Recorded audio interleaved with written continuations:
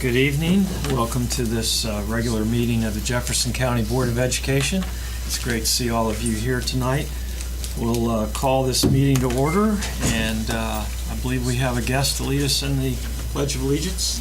We do. We have a wonderful Wildwood Middle School student by the name of Nathanson Gageby, and he is here tonight to lead us in the pledge. Now, when I interviewed him about coming out tonight, I always want to know what middle school children really enjoy while they're at school. We could talk about math and we could talk about reading, but Nathanson is coming to school every day because of our jazz band. And he gets so excited and happy. His passion is there, and I am very proud of this young man. He'll be back in a couple weeks because he just was honored with the Golden Horseshoe last week. And he's been a math field day participant, and he's pretty humble, but we're proud of you. So, would you please... What instrument do you play in the jazz band? I play the trumpet. Excellent. You going to play next year in Jefferson? Yes, sir. Good, great. Well, Band camp. Yeah, band camp. We invite you to join us for the Pledge of Allegiance. If you're ready. I pledge allegiance to the flag of the United States of America and to the republic for which it stands, one nation, under God, indivisible, with liberty and justice for all. Thank you, young man. Thank you, sir.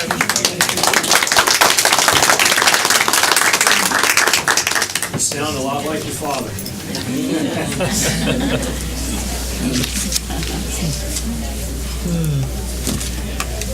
So, we have some recognitions this evening. As you can see, a few. Fantastic. Per usual, it's a virtual smorgasbord. Yes, We have a number of amazingly talented students and parents. So I don't see Mr. Hawkins. Is he outside? Yes. Can you bring him in? He's first. Followed by State Geography B. Hello, Mr. Hawkins. How are you, dear? Come on up. Kumbaya. It's good to see you, sweetheart. As always. As always. So I don't know how many of you know Mr. Hawkins or have heard him sing, but one of the things that we enjoy doing is sharing the talents of our students, and especially when they're out and about in the community. We talk a lot in Jefferson County about there being one Jefferson and it being important. Academics are important, extracurricular is important, family is important, supporting each other is important, and Mr. Hawkins was recently honored at the Apollo Theater. I don't know how many of you guys have been to the Apollo, but they had a show, and I want to make sure that I get the name right. It was the Apollo Community Talent Show Extravaganza. It's like a bonus, I guess. And Mr. Donnie Hawkins was the overall grand prize winner. There were more than 200 individuals there. It was quite a show. He sang the song Perfect, and he will be leading and singing in the Apple Harvest Festival Parade with his anti-bullying message that he brings to the community. And we are extremely, extremely proud of him and his family for all the support that they've given to Jefferson County Schools and to Harpers Ferry Middle School. So thank you very much.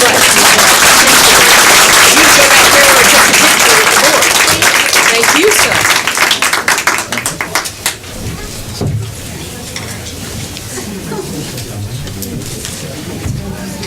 All right. Everyone look here, big smile. All right. Thank you, sir.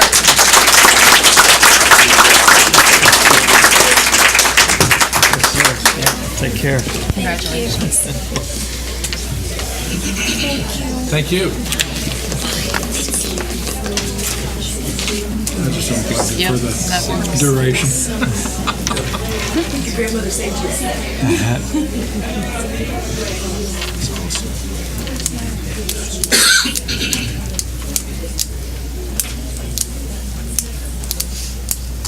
Hi, I'm Miss Brock from Wildwood Middle School. I'm here to recognize Joss Coteet from Wildwood and Ethan Fisher from Harpers Ferry.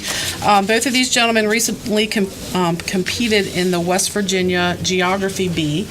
Ethan finished third place, and Joss is our state Geography B champion.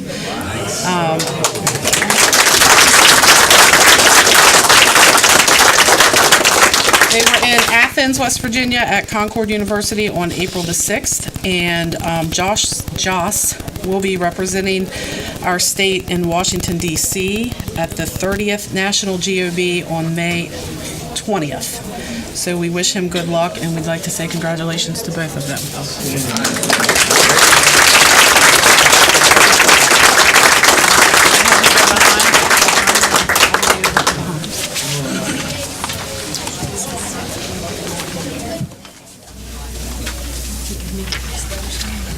And slip right, come right over. Gosh, there you go. Right here. Good job. And then right there. Right here. There you go. All right, big smiles. 1, 2, 3. Hey guys. Okay, whoa. What was your toughest question? Geography-wise, what was your toughest? What did you go out on? Do you remember? No, I don't. I remember the one question I got wrong in the preliminary round, which I really shouldn't have gotten wrong because it was basically, what country is west of Papua New Guinea? Or something like. It's basically the short version of that. Yeah.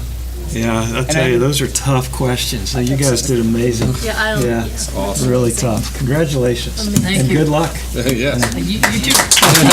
Oh, I appreciate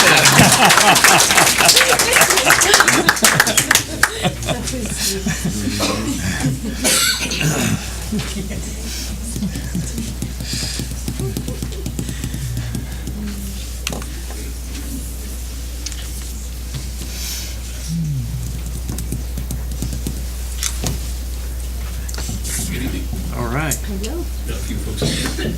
Excellent.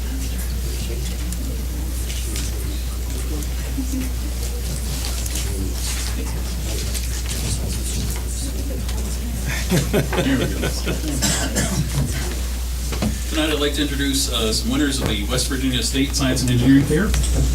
We have with us this evening Joey Gentile, first place in physics category. Adam Hawthorne and Cherise Hawthorne, first place in biochemistry category. Katie Lang, Crystal Lang, and Georgette Malpak, first place in animal sciences category. Not with us this evening is Matthew Spiker, second place in the engineering category. Fantastic. Thank you.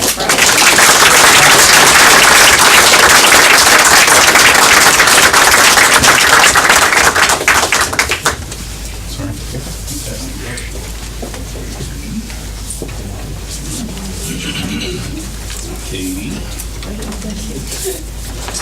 Georgette. Thank you. Yep. Physics, biochemistry, animal science. Yeah. Those are some great.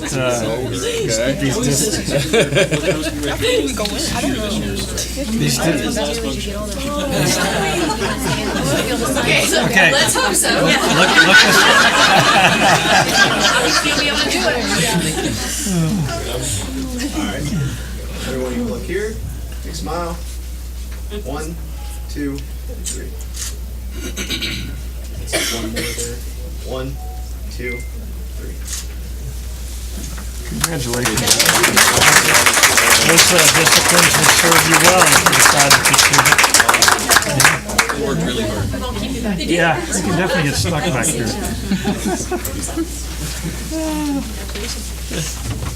It didn't take too long to put you in science order. We went this week.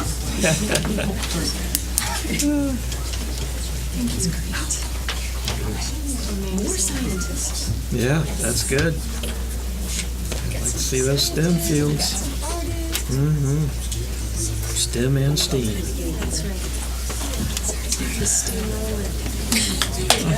Thank you all. Thank you so much. Thank you. I just thought the shirts were cool. I love those shirts. Good evening. It's my honor to introduce the Wildwood Science Bowl team. Hello a little bit of history. The West Virginia Regional Science Bowl is sponsored by the U.S. Department of Energy. It features a tournament-style academic competition challenging students in the fields of science and mathematics. This year, Wildwood Middle School was one of the 24 teams of middle schools who competed on February the 9th at West Virginia University. Wildwood has appeared at the Science Bowl only 2 years, and this year placed third, earning $400 for the Wildwood Science Department. Our team of students worked very hard, had fun, and new experiences. They are looking forward to challenging the perennial first place team, Suncrest Middle of Morgantown, for a new state leader in 2019 and a chance to go to the National Science Bowl. We would like to present our 7th graders, Rowan Davis,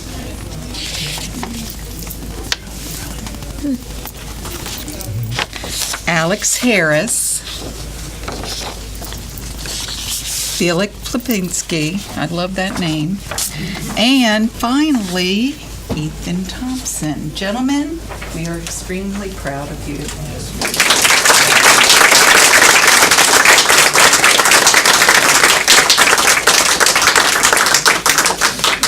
Go around for a picture. Who's there, and you're going to get a nice picture. Congratulations, Mr. Diggs. Good job. Two of you on this Good side. job, guys. Two on that side. There you go. That's pretty balanced there. All right, everyone look here, big smiles. 1, 2, 3. All right, thanks, guys. Congratulations. Yeah. Take them next year. Whatever's coming.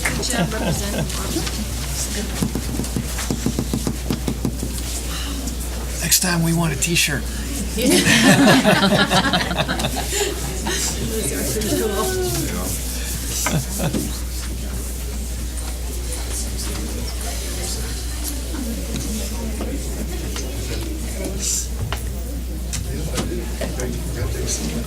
Well, good evening. Good evening. I'm here on behalf of Jordan Phillips. She's one of our seniors, and she's not able to be here this evening. But Jordan is a senior and a fourth-year theater student. She's also in our TV media production class. So if you tune into the Jefferson Video Morning Announcements, which are archived on our school website, you will see her there. She's a National Honor Society member and is the senior class treasurer. And this fall, she directed a one-act play called Blind Alley. Last spring, she took first place in fantasy makeup at the Regional Thespian Festival, and this fall she won the Stephen Glendenning Memorial Scholarship at the State Thespian Festival, where she was also selected as Best Actress for the second year in a row. Wow. So congratulations to Jordan Phillips.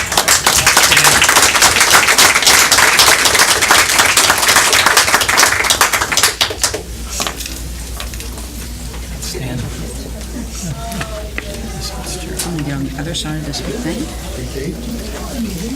Hi, good evening. We have some of our theater students here this evening, and we also had a scholarship winner, and this is Mr. Cummings, who is our theater teacher in his second year, and he does outstanding work, and he helps our children do outstanding work as well. Mr. Cummings. Thank you, Mrs. Marcus. Yes, Mrs. Marcus. I'd like to introduce several of our students tonight. The first one I want to introduce to you for the Certificate of Excellence is Jordan Brigman. Jordan won one of our two state chapter ITS scholarships for theater for her excellence in technical theater. That's for Jordan. Oh, all right, very good. Jordan will be attending WVU next year as theater and somewhat undecided? Double major? Yeah. Okay. What's the other one? Those theater programming and business. Theater programming and business. That'll work. Also, Jordan was part of our tech rodeo team, which for the first time in school history managed to place at the state level competition. And I want to introduce some of the other members representing that tech team. If it's my mom, I'm not here. I think it is. I do that all. Another member of the tech team would ooh, I got you backwards. Would be, Jordan, you got another certificate here for that as well, so you get two. You get to double up on the certificates. Another one of the wonder you're a double major. Yep, indeed, doubles up on certificates. Another member of our tech team and all-around light hanging expert, Trevor Gawkler, and his partner in crime, Sisto Gomez. Also this year, we had a pair of actresses that took third place in the two-person competition, and those two young ladies are Bree Reno and Samantha Shepard. I think they would be the second pair that's placed at states for the school. And last but not least, this young man, Ben Boltzel, he'll be heading off to the national or international competition in Lincoln, Nebraska. He's the first one we've ever had from the school. And actually, we've got two that qualified for the first time. So he'll be competing for big international and national dollars and big-time school attention all over the place. And it's Ben Boltzel.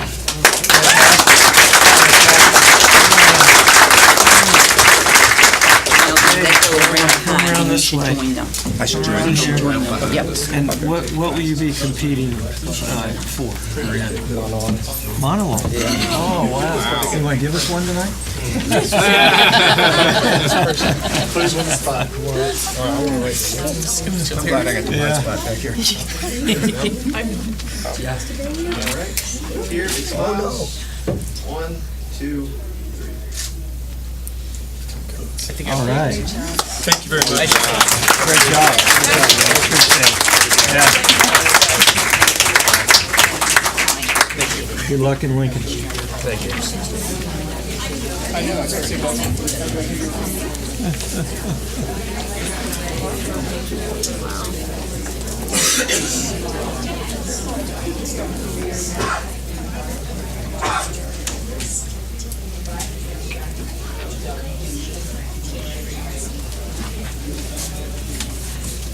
Good evening. It is my pleasure to introduce our state math field day participant that was coming and that went to Marshall University.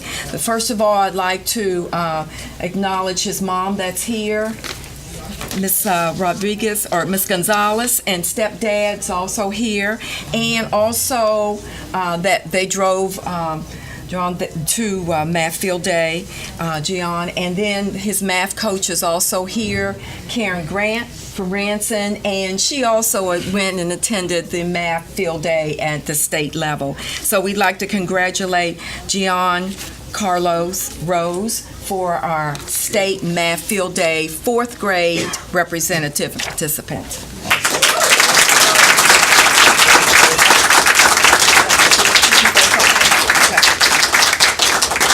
Is it back behind here? Okay. Right there is fine. Good job, young man. All right, big smiles. 1, 2, 3. Hey, look at hey, congratulations again. Good job. Good job, buddy. Yeah. Good job.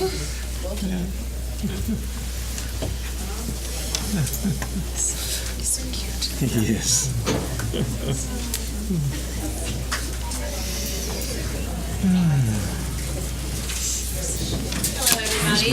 I'm Carrie Mahoney, the assistant principal at South Jefferson Elementary, and this is Miss Megan Brady.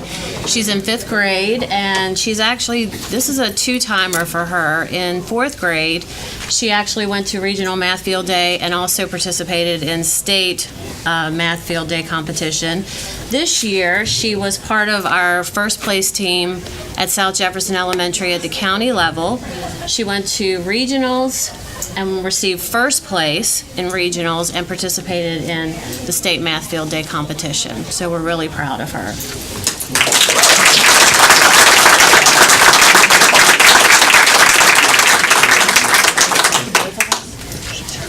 Right around behind them. Megan, you're going to get your picture taken, friend. She's less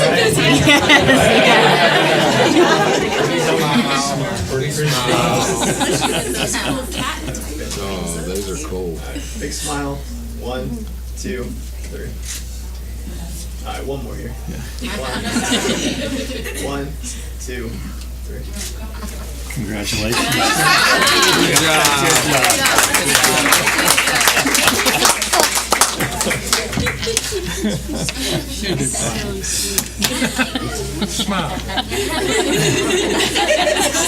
Somebody better get that girl a candy bar. She deserves it.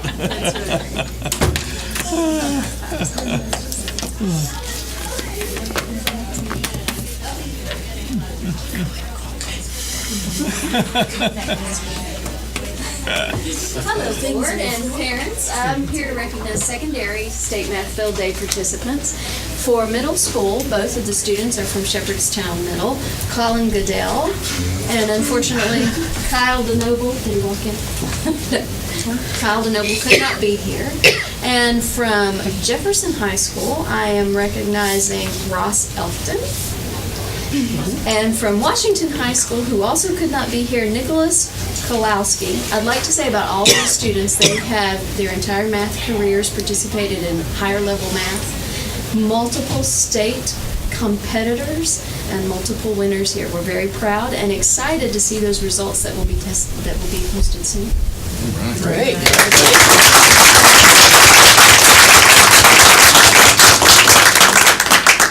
Maybe we should ask them to stick around to evaluate our math option on the agenda later tonight. Thanks. Whatever we're doing seems to be working. That's right. All right, look here, big smile. 1, 2, 3. All right, guys. Congratulations. Nervous.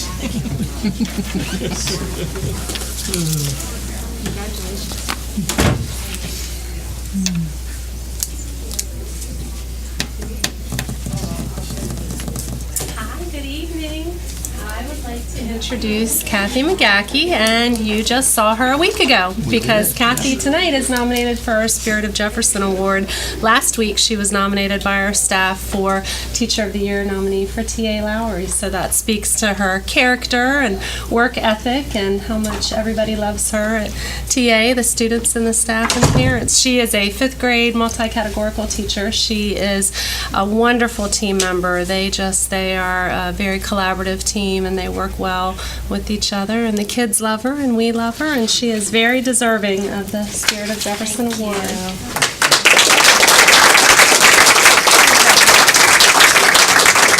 Come on, Mr. Gacky, you gotta come up here and get your picture taken.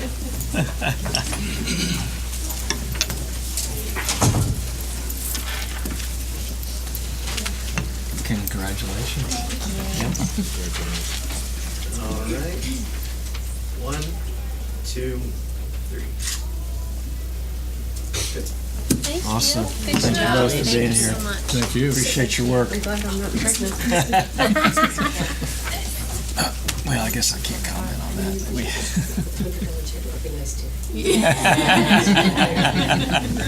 Thank you. Thank you. Thank you.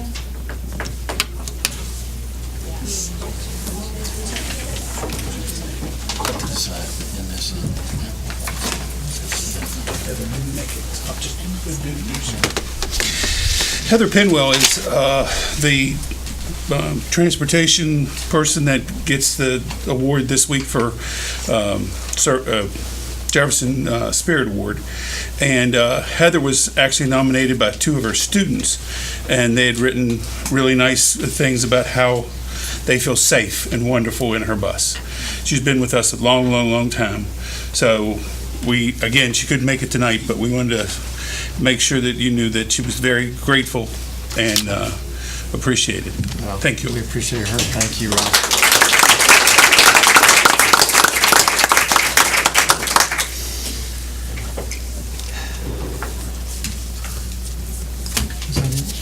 Anything else for recognitions, Madam Superintendent?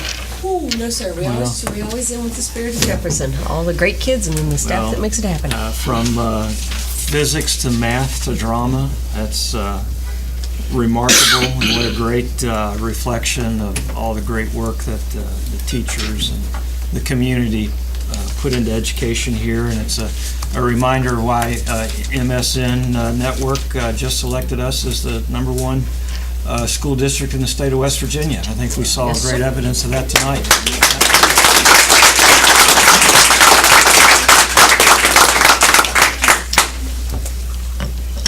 Any further comments from Superintendent? No, sir. Approval of minutes. We'll consider a motion on the minutes of the last regular board meeting and then the special board meetings of April 10th, 11th, and the 17th. Were those 2 LSIC meetings and then the continuation of the levy? And also the land fair. And, okay, land forum. We have a motion? So moved. Second. Any questions, clarifications? Hearing none, all in favor say aye. Aye. Opposed? Ayes have it. Thank you. Citizens' comments. We'll call you in the order that you signed up, and we invite you to the podium and ask you to limit your remarks to 3 minutes. Greg Lance, class of 73. Thank you. How are you? Good to see you tonight. Just let me say that for you real quick. I am Greg Lance, and I can tell you it's a hard act to follow all those kids coming up here. But I am here to represent the graduating class, first class out of Jefferson High School in 1973. That was 45 years ago. And out of that senior class, we had a number of teachers, about 15, which about 8 of those teachers ended up teaching in Jefferson County. Jenny Sue Peters-Collip was our president. Unfortunately, she couldn't be here this evening. But Pam Brooks, Mary Ellen Clipp, Jenny Sue Smith-Calling, Cindy Gano, and Betsy Walker, which you guys know, Betsy did a lot more than teach in education.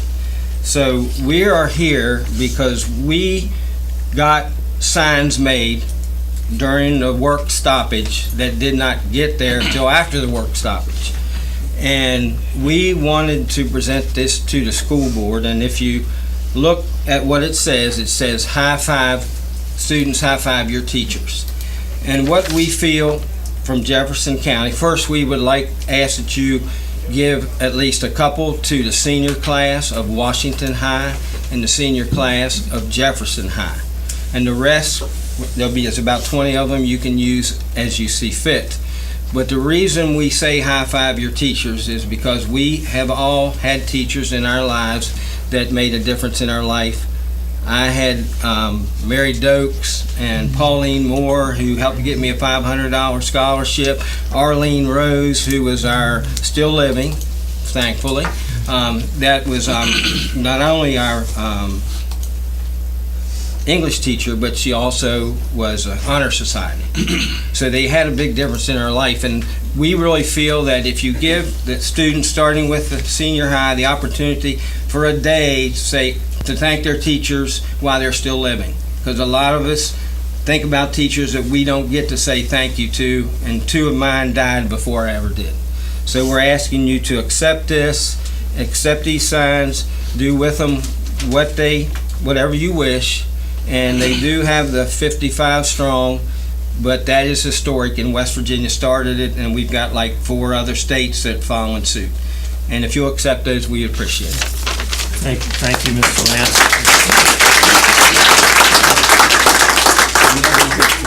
We'd be honored to. Thank you, sir.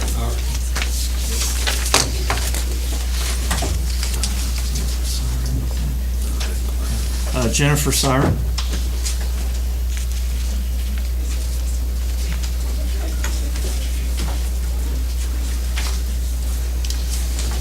Good evening. Good evening. My name is Jennifer Siren, and I have 3 children in the county school system. I have a daughter who's in 4th grade math, a daughter who's in 7th grade math, and a son who's in math 3. And so in our 9 years in the county, we have seen a lot in math. We've had predominantly conceptual math in elementary school. And then when my kids have gotten to middle school, they've gone back to a more traditional standard algorithm. And then when my son started the 9th grade math in the 8th grade class, it was the Vision Project. And if you've seen the Vision Project, that's conceptual. You start with a math problem and you think about how you're going to go and solve it. My biggest concern as a parent is consistency and instructional approach. This flip-flopping back and forth from grade to grade, and certainly vertically from elementary school to middle school to high school, is a deep concern of mine, because I don't think it's in the best interest of the students to keep flip-flopping. And so when I looked at this math textbook adoption, I went and I looked at your strategic plan. And your strategic plan, if you've ever talked to Sally Pippenbrink, she'll tell you that that should be driving every single decision you make in the county. It should drive what you're going to do in math. It should drive what curriculum you use. It should drive your professional development. And then you need to be accountable for all of those steps and making sure that it's all implemented.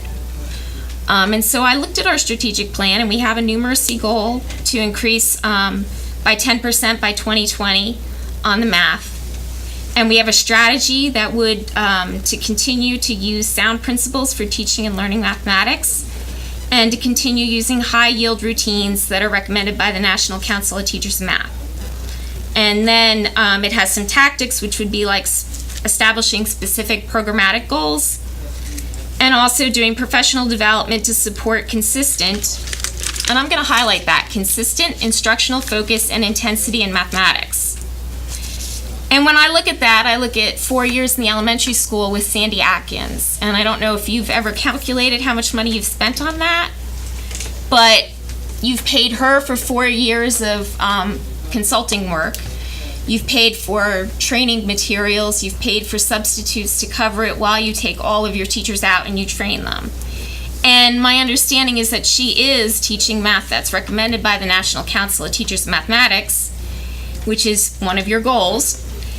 And that also, I lost my thought.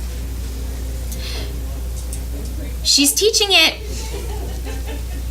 totally lost my thought. Okay, but anyway, so going back to that, you've invested all of this money and time into doing that approach to math.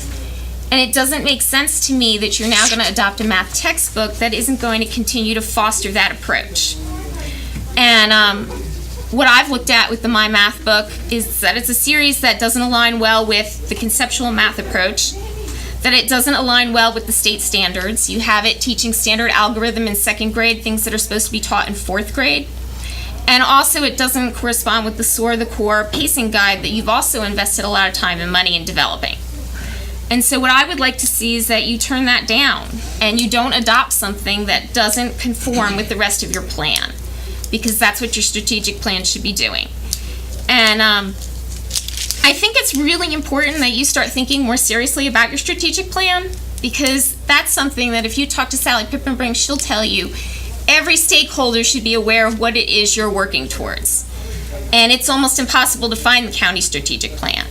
And the school-wide ones should correspond with that as well. And it becomes really important as you roll out this balanced literacy initiative, because you can't continue to do professional development if you're not actually implementing it. Otherwise, it's just a really poor use of taxpayers' dollars. Thank you. Thank you. As you know, this item is on the agenda tonight. If you have an opportunity to stay, I'm sure some of these issues will perhaps be discussed during that presentation. John Goodell. Good evening. Thank you for giving me the opportunity to speak. Now that we're on the math conversation, I guess I'll continue the same subject. My son Colin's been at the state math competition now for 4 years. He was awarded a certificate this evening. And first I wanted to say to the county, thank you very much for funding and planning for students that excel in certain subjects so that they can go from the middle school to the high school. I know that that takes extra money. I understand it takes extra planning, and so I appreciate the county's and the school's efforts in that. I'd also like to make the county aware that other regions in West Virginia are specifically having state math competition preparation. We've just come from Marshall University this past weekend where the competition was literally from one corner of West Virginia to the next. What I found is that Region 7 is disproportionately winning a lot of the awards at the state level. And I spoke to one of the teachers after the competition, and it's because they're providing preparation for the state competition before that.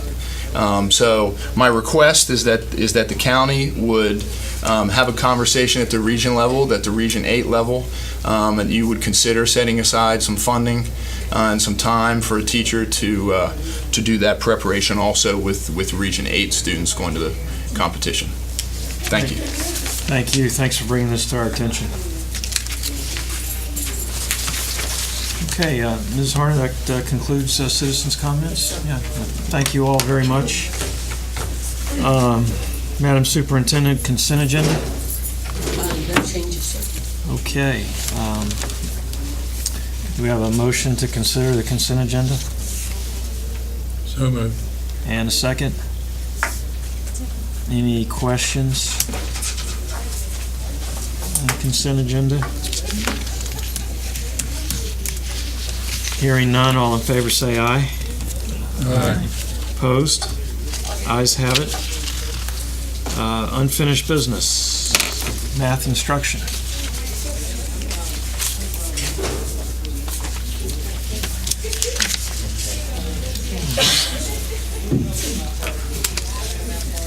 We didn't receive any written comments. I understand you just received a comment on the math instructional materials adoption, that we did not receive any written comments. We have some of our members of our math adoption committee here. Our recommendation right now is asking for the board to approve of the recommendations. So that certainly entertain any questions. Can we get a motion, and then we'll open the floor to questions from the board? Second. And a second, thank you. Questions for Mr. Blanc or the committee? I think the only thing that we keep hearing is, in my personal opinion, this is a difficult decision to make math in general, right? Because we have, last count, 15 of the 55 counties who have gone back to traditional math, algebra, geometry, trig. We know that these textbooks do not align with the SAT, or at least prepare the kids for the SAT at the high school level at the time they need to be ready for that test. Then I also know from I guess we call this new math from my own child. I ask her a question, or she says, "Oh, we have 180 days of school left, so if I buy lunch every day, and that's $1.80 something times 180." And I said, "How much?" She said, "How much is that?" I said, "I don't know." Well, wait a minute, give me a piece of paper. And I'm thinking, okay, so I'm trying to do it in my head really quick, move the decimal. And she's like, "No, it's, okay, quarter of this, it's this, take 2/3 of that, and it's this, it's 1,400, blah, blah, blah," whatever it was. It was in 30 seconds, 40 seconds tops. I'm like, she said, "Is that right?" I said, "Well, give me the calculator. I don't know." Or where's a piece of paper so I can make sure that it's right? How did you do that? And then so she wrote it out for me how she did it, but how she could do it in her head just that quick.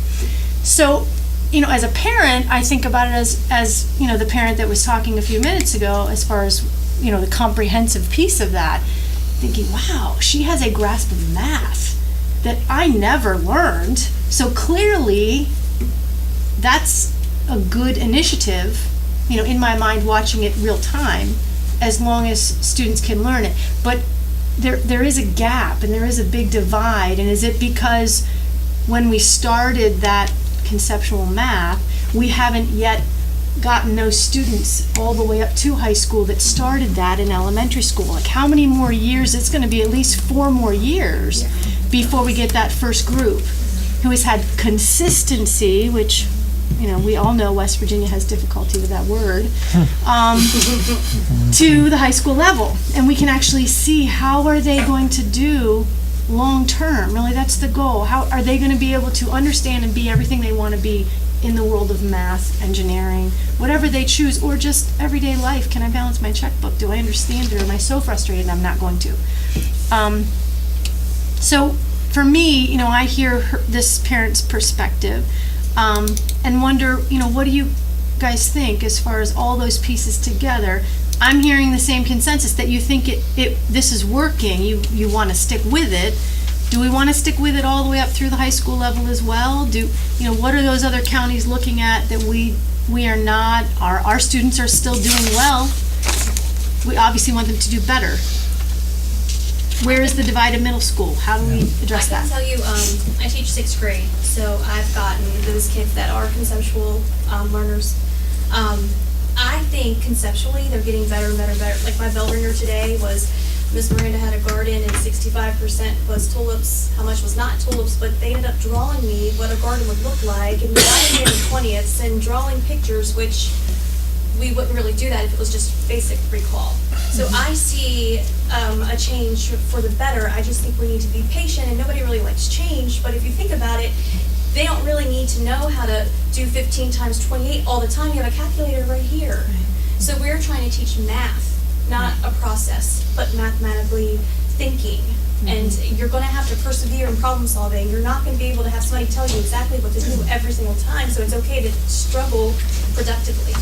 So do you feel how then are you going to take these textbooks from this parent's concern and make that middle school a conceptual year when that's how you teach? I mean, is that consistent in the middle schools? How do we do that? If you remember the presentation, we were talking about it being which was great, by the way. It's a resource. It is not. We're not teaching page 1 to page 300. It's just an extra resource. We want to continue to teach conceptually, and I've seen great gains with that.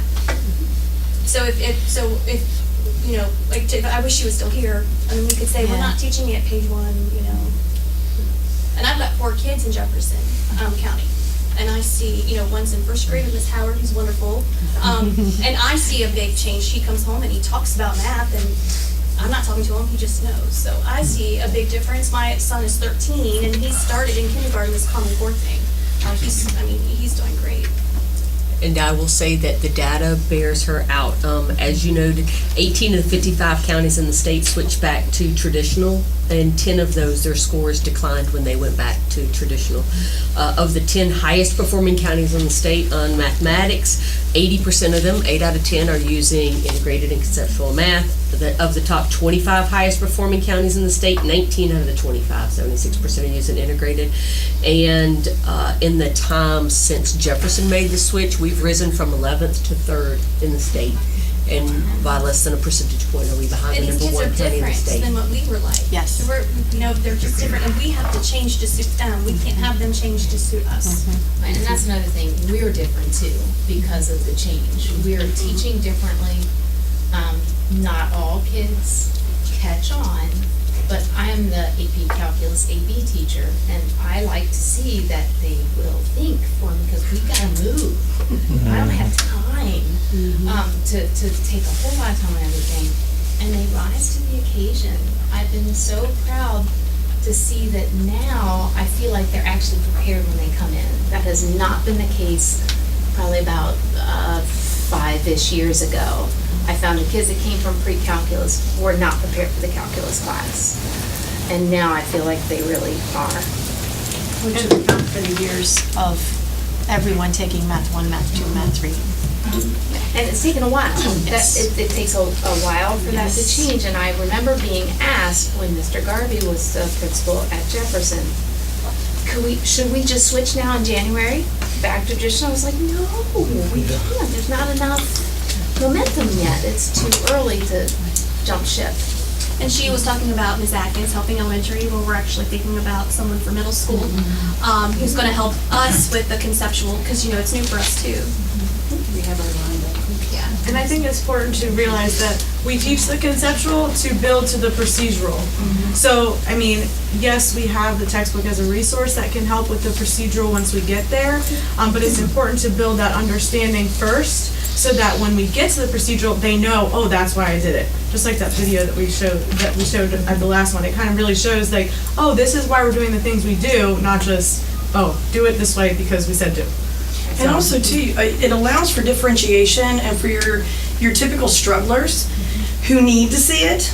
I found I've had 2 years of 4th grade and 2 years of kindergarten. 4th grade, I had kids who were going out for SPED, who when we did the pictures and we were doing Play-Doh fractions and that kind of thing, picked up immediately, and we're helping the kids who were my typical higher procedural kids to understand what it was they were doing. So I think we're kind of, by really focusing on the conceptual, we're kind of helping to level that playing field for the kids, because they're seeing it and they want to understand it. And once they have that understanding, then it can go to the procedure. And then we've got all these strategies put into place where if they didn't understand just that formula, it's like, okay, I can think through this. What do I know and what do I need to know? So it kind of helps them reflect as they're thinking. And this cohort of calculus children that you have, they're the first group that actually started with Math 1 instead of being switched over from the Algebra 1 to Math 2. So that may help with that. That's great. But my only request is teaching math is great, but we can't lose numeracy. I mean, we need to still teach these kids how to add, subtract, multiply, and divide. So just please don't lose that piece of it. Those are the standards. So like and she might be saying middle school, 6th grade is the algorithm for multiplication, the algorithm for long. So she could be thinking, oh, it's so traditional, but really it's our standard says now that they've practiced with, areas, models in 5th grade, now we have to learn procedures. Well, I know my 6th grader, she's the most dependent on her, device because of the fact that, she said, well, we're allowed to use it. I said, well, I don't care. That doesn't make a difference. It may take you longer, but you're going to do it yourself because you must learn. So, I'm mean mom during homework, but, she has to learn because she may not always have this in her pocket. I mean, we just need to make sure that they know how to do it and still practice doing it. So do you feel like we did last year the mapping guide? It's been 2 years. This was just implemented to be used this school year. For the elementary mapping guide, are you saying that you think it would be helpful to put together a middle school mapping guide? We do have a middle school mapping guide, and we're actually going to, at the last week of school, when we have 700 hours to work, we're going to talk with the teachers. I know that's what you're going to say. With the teachers decide, do we want to change it, we're going to add resources, but we're going to keep those resources because there's some really great resources that we're still going to use. This textbook is just an extra. And the high school also has. Right. I personally just want to say thank you for all the work you put in. Yes. I'd say it's kind of refreshing to hear. I mean, these are our math minds that are speaking in unison from primary up to senior high school. So, hey, this is working, this is what we like, and then we're seeing results at a state level, increased achievement. This is why we're number 3. Yeah. That's right. That's right. You are. That's exactly right. Inching to number 1. We're going to get there. That's right. We're going to get there. Headed for number 1. A few more years of consistency. We're going to get there.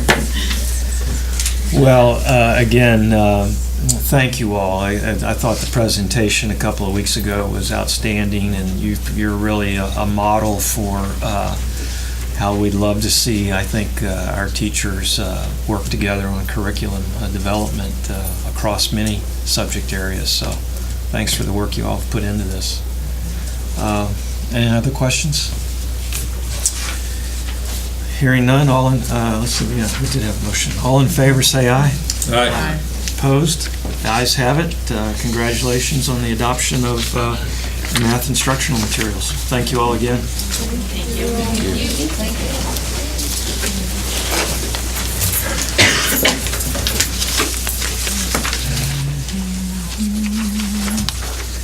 In case anyone wants to hear school calendar, it's next.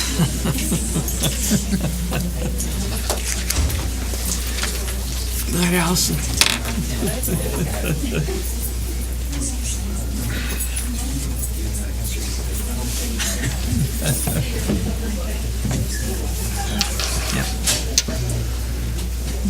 Did they make us changes that you wanted?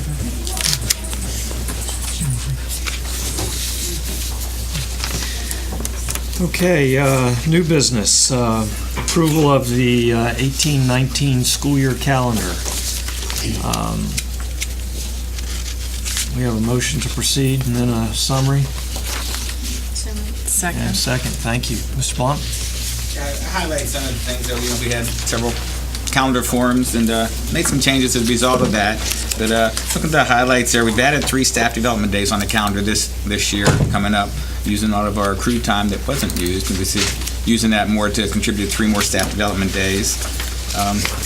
Students' first day would be starting on August the 20th, and we have the entire week of Thanksgiving. That was one of the recommendations, to have that entire week of Thanksgiving off. And then over the Christmas break is not to come back until January 7th, the Monday, other than just coming for 2 days on a Thursday and Friday after the first of the year, that to take that whole week and come back on January 7th, so everyone's all rested up for an entire week of work and not just poor attendance for those last 2 days. The spring break is there just as our policy states it will do. It's the week before Easter. Easter comes on the 21st, so it's the week before Easter. And we have the last day of school there, May 31st, all goes well, and employees will be done on June the 4th. So no real surprises. Pretty consistent with the 5-year calendar that we laid out previously. Okay, questions for Mr. Blanc? Are we the first county in our 3 counties? To approve. To approve the calendar? Yes. Okay, good. Of course, the state won't approve it as quickly as we do. That's okay. And are we, I know that you've talked to our surrounding county superintendents about trying to be consistent on some of the dates. Is spring break going to be consistent among the 3, we believe? Or at We least, believe spring break will be, Thanksgiving will not be. Yeah. But we'll be similar to Morgan probably. It will be with Morgan, it will not be with Berkeley. Mm-hmm. And we're working through that with James Rumsey. They're committed to, we've had split ones before. And Morgan's always been split from us in Berkeley.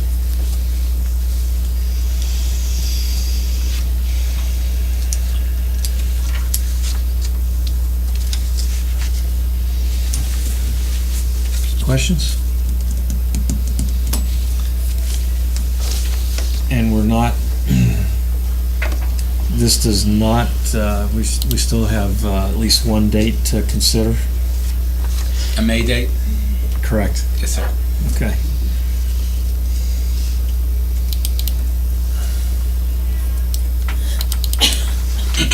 Now, we would be approving this. This has already been out for review and input. We've had 2 public forums. We've had 2 public forums. And we've had several committee meetings, and we've had a survey. So we've had a lot of input on this. We had 536 responses to the survey, which, in addition to the 2 public forums and the collaborative committee meetings with parent and teacher representation and admin.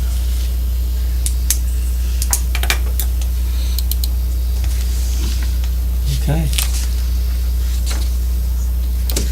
All right, we have a motion and seconded to approve the school calendar for 18-19. All in favor say aye. Aye. Opposed?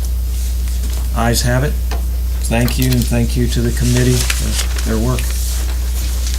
Mr. Blanc. Summer school programs. This is, only difference you see on this year's summer school program is Ranson's program with the Rising Rockets, which they were doing their, I don't know if Ms. Corbett's here right now or not, but it's for their pre-K through 2nd grade students. They're hoping to recruit possibly about 60 students with a heavy emphasis on math and language arts enrichment. They'll be providing meals at their school. It's a half-day program. And the other programs are all the same as what we had last year, middle school, summer school, and high school summer school. With the location changes, we rotate between the 2 high schools and middle schools. So it's Washington High School in Charlestown that other schools that will host those programs this year. The ESY will be at North Jefferson this year, which that's every year required by student IEPs.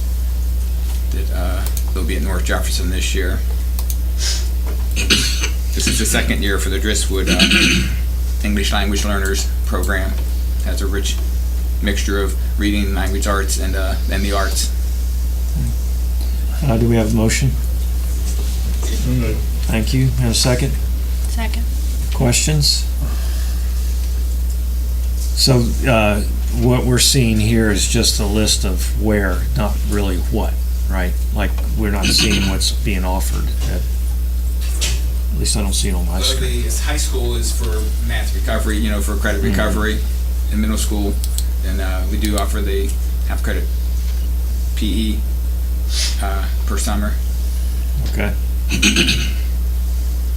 Any questions?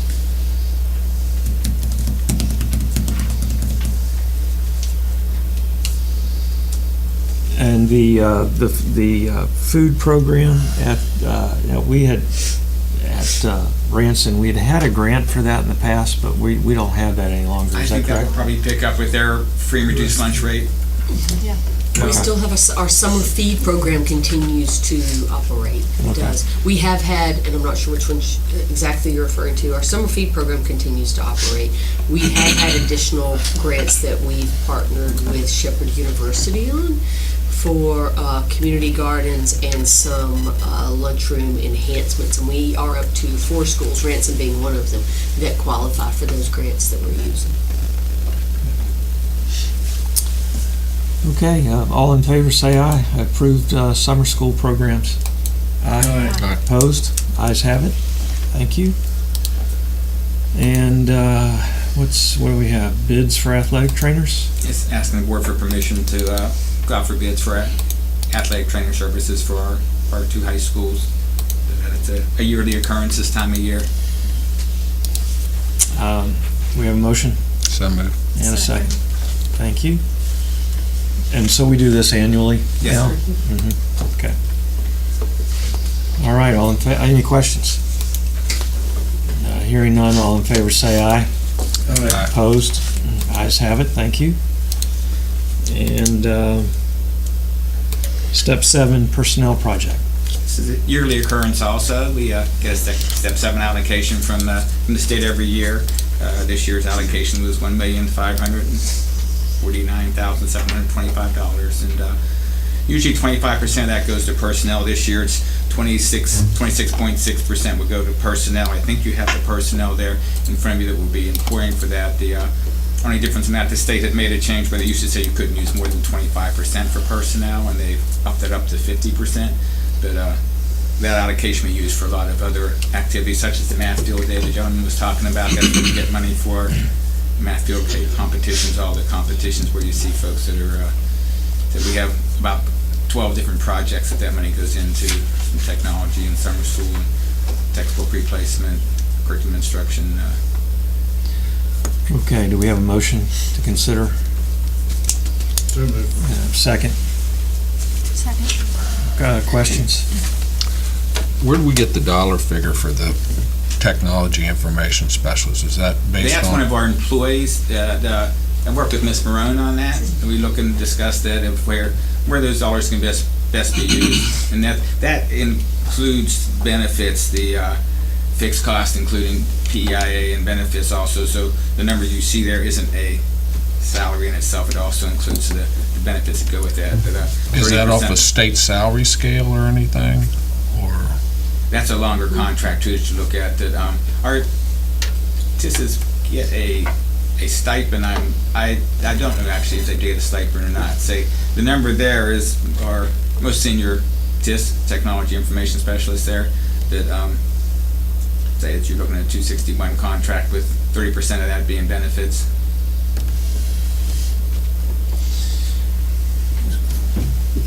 So in the step 7, the state gives us, you said, a little over $1 million? About $1.5 million. $1.5 million, and of that, you're asking to allocate about $412,000 of it. Yes, sir. To the interventionist positions and a technology information specialist. And so that figure is just for the salary and benefits for the technology information specialist? Is that what you're asking about? Yeah, I'm asking, you say a third of that is benefits? About 30%.